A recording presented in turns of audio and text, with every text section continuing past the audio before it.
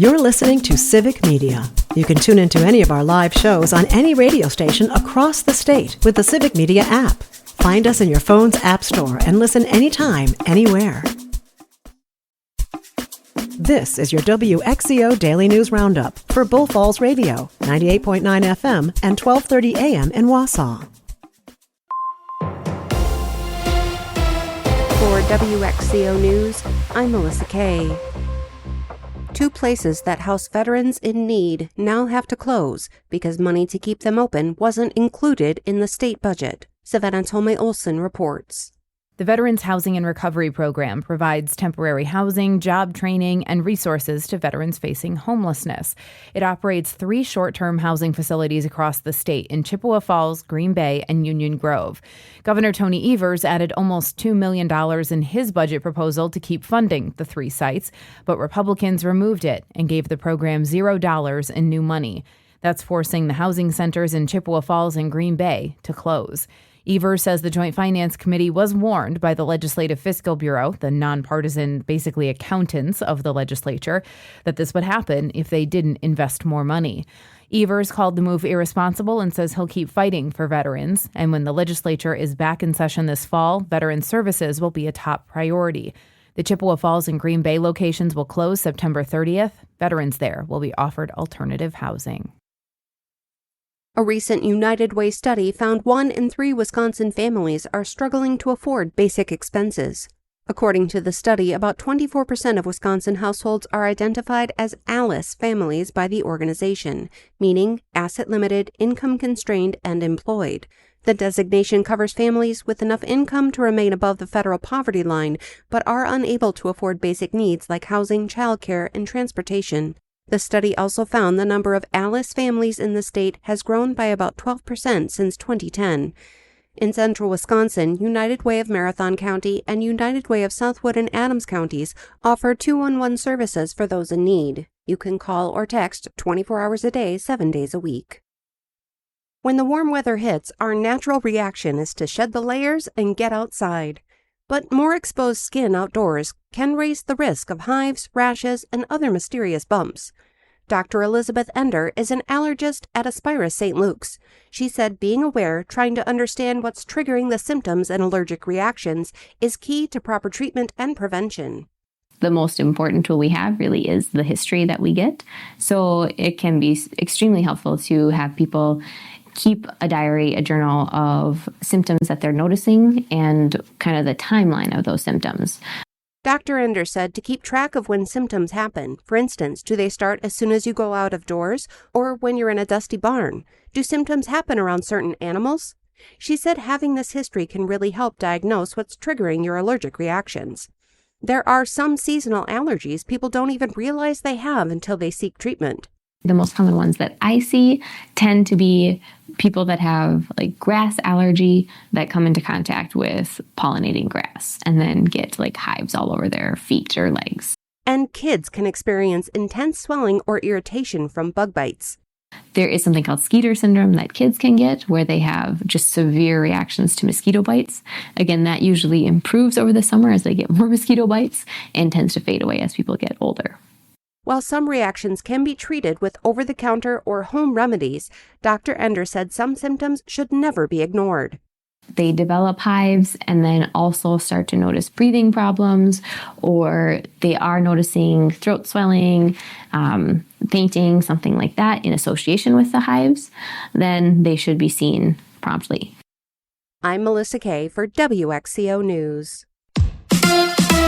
A new champion in the home run derby. Hi, I'm Mike Clemens with sports. Baseball, slugger Cal Raleigh of the Seattle Mariners won the home run derby in Atlanta. Raleigh with a total of 54 home runs hit. The All-Star game going on tonight. Freddie Peralta, rookie Jacob Mizorowski, and closer Trevor McGill, all there to represent the Brewers. McGill asked, where did reaching the All-Star game rank on his list of goals this season? This was number one for me this year. You guys asked me earlier this season, and I kept it to myself that this is what, I was striving for. far, and a lot of hard work and a lot of pitchers in front of me, a lot of my bullpen guys in front of me, putting it down and giving me the opportunity to go out there and get saves this year. So, without the guys around me, this probably wouldn't be possible. Basketball, it's the Bucks and the Chicago Bulls tomorrow in Las Vegas in Summer League action. How hard is it to build a roster these days? GM John Horst. I think the NBA is as compelling and competitive today as it's ever been. There are genuinely 5, 6, 7, 8 teams, going into a season that have a real chance to play. There are elite players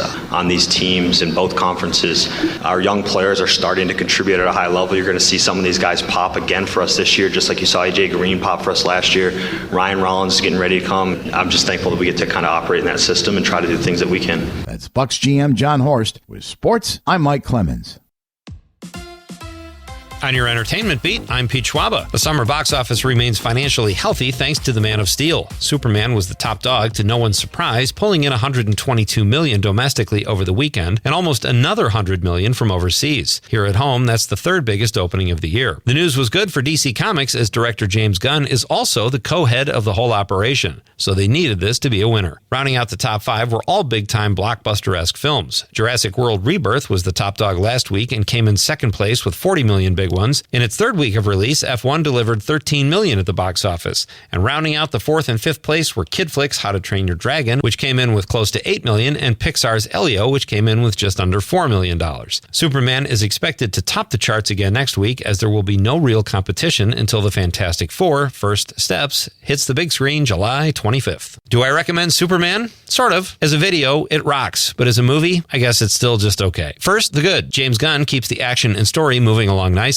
The film relies on what we already know about Superman, his adoptive parents in Kansas, and Lex Luthor, who in this installment resembles a certain billionaire. The filmmakers choose to go right to the bells and whistles, i.e. action, music, and some stunning effects. They even introduce a character that looks like it stumbled into the wrong movie from Jurassic World. There were a few other tangential issues I had, including a couple Daily Planet reporters who didn't even need to be in the film. And with a total of about 5 lines, actor Wendell Pierce as Perry White had absolutely nothing to do in the film. But Pierce is a great actor and deserves the residual checks coming his way. The main players, David Cornsweet and Rachel Brosnahan, are great as Superman and Lois. Having said that, there is definitely enough cinematic energy in this movie to make the theater-going experience more fun than watching it at home. Everyone loves an underdog story. Sean Astin is hoping to unseat Fran Drescher and become the new SAG-AFTRA president. The real underdogs here are the Screen Actors Guild and the American Federation of TV and Radio Artists unions, who are coming off a 2023 4-month-long strike. The unions face uncertainty in the age of AI and studios who are now owned by major conglomerates. It's Rudy versus the nanny, so get some popcorn ready and hope that SAG ends up with the right leader. Actors are often perceived as narcissistic egomaniacs. Not saying those people don't exist, but actor Stellan Skarsgård is not one of them. The 74-year-old Swedish actor who has sired 8 children, most of whom are actors, took a pay cut on the film's sentimental value so the crew could have better lunches. Skarsgård spent what equals $50,000 of his own money to make sure the crew was well fed,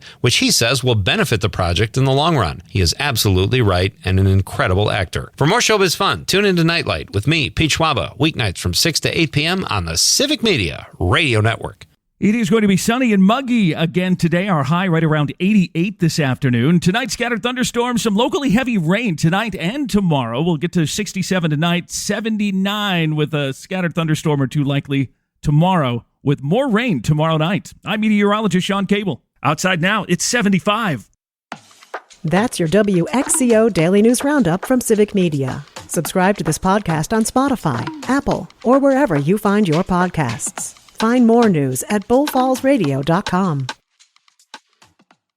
The national news cycle never stops, but it can be hard to find news about your local community. Civic Media is dedicated to providing quality local and state news coverage across Wisconsin. With the Civic Media app, you can get notifications about local stories that matter to you and your community. Find the free Civic Media app in your phone's app store and choose notifications from the menu to tell us what kind of news you want to hear about.